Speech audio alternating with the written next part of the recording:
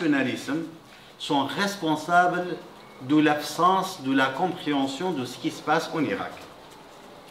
Les thèses nationalistes, à la fois des théoriciens nationalistes et des acteurs engagés dans les nationalismes, sous l'influence des impératifs idéologiques, produisent certaines thèses qui cachent la réalité. Autrement dit, ces thèses idéologiques souhaitent avoir un Irak qui devrait être.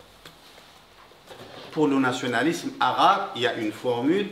Pour le nationalisme kurde, il y a une autre formule. Seulement, ces formules ne correspondent pas à la réalité irakienne telle qu'elle est. C'est pourquoi le premier conseil que je vous donne, prenez toujours la distance avec ces thèses nationalistes, notamment les nationalistes arabes, qui mettent en évidence l'Irak comme l'Irak actuel en 2022, comme un prolongement ou une prolongation de 8000 années de tradition étatique.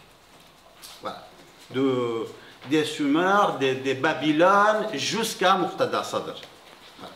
De Hammurabi jusqu'à Muqtada Sadr, il y a 8000 ans de tradition étatique. Et on compare cette tradition étatique avec la tradition étatique perse, la tradition étatique ottomane. Or, cela ne correspond pas à la réalité. L'Irak ne dispose pas de cette tradition étatique. Il n'y a pas en Irak, il n'y a jamais eu, si on met entre parenthèses l'époque abbasside, une grande tradition étatique. Or, en Turquie, nous avons une grande tradition étatique. Avec M.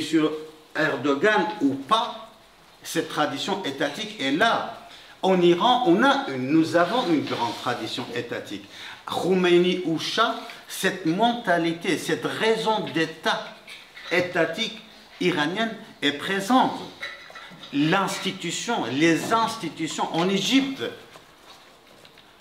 avec Hosni Moubarak ou Maréchal Sissi, nous avons une longue tradition étatique.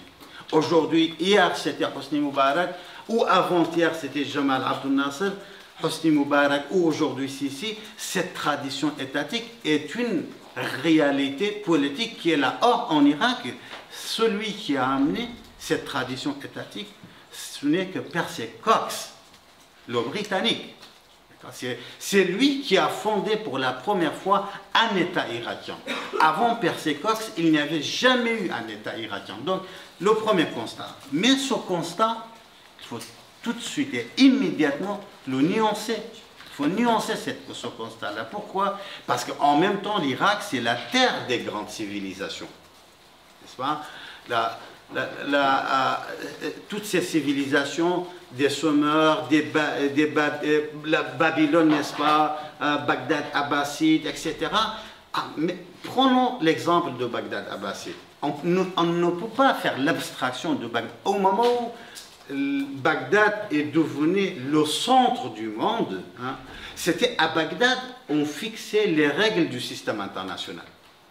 Moi, je compare toujours le point de Bagdad, je le compare avec Washington à ce jour-là. La place de Bagdad dans les rapports de force au niveau du système international à l'époque est équivalent à la place de Washington aujourd'hui dans le système international. Donc, je voulais dire, ma première thèse n'annule pas la deuxième thèse. Les deux thèses sont complémentaires. Oui, en Irak, nous avons eu une des grandes civilisations. L'alphabet a été inventé en Irak. La première constitution du monde a été écrite en Irak, n'est-ce pas, par Hammurabi. Mais en même temps, parler d'un État irakien avec une tradition étatique de 8000 ans n'est que la pathologie d'un nationalisme qui a un rêve qui n'est pas accessible à ce jour-là.